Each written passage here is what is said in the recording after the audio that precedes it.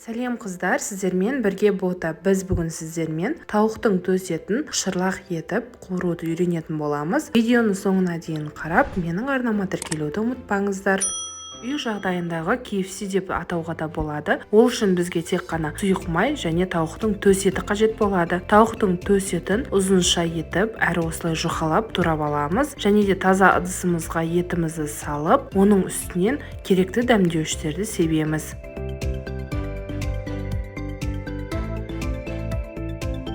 Бізге 30 граммдай сұйық май керек болады. Сұйық майымызды филеміздің үстінен құямыз. Қара бұрыш, қызыл бұрыш, тәтті паприканы себеміз. Оның үстінен майдаланған сарымсағымызды, чесногымызды саламыз. Чесногымызды салып болған соң көз мөлшерінде етімізді тұздаймыз. Ең соңында соя соусын құятын боламыз. 20-30 граммдай құйсаңыздар жетеді. Барлығын қолымызбен жақсылап араластырып аламыз.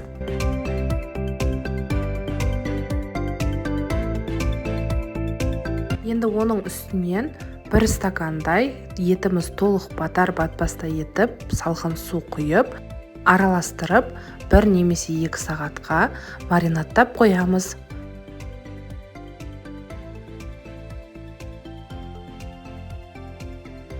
Жүгері крахмалы керек болады. Ұнымыздың үстіне 4 немесе 5 ас қасықта жүгері крахмалын саламыз. Онымен бірге араластырып тастаймыз.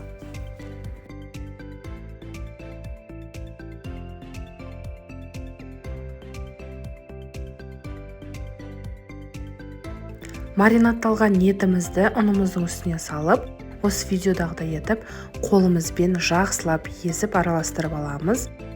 Келесіде оны осындай шолпымызға салып, оның қағып аламыз. Оның қағып болған соң суға бататындай етіп саламыз. Суға толықтай батқаннан кейін етімізді судан шығарып, жаңағы ұн мен крахмал араласқан ұнтаққа қайтадан саламыз. Тағы да жақсылап араластырамыз.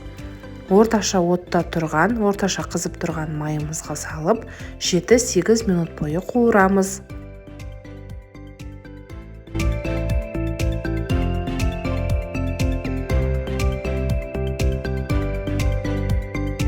7-8 минуттың ішінде осындай қышырлаған, тәп-тәтті, қып-қызыл тауықтың төс еттері дайын болады. Міндетті түрде осы рецепт бойынша жасап көріңіздер. Егер менің видеом ұнаған болса, лайк басып, менің арнама тіркелуді, комментарий қалдыруды ұмытпаңыздар.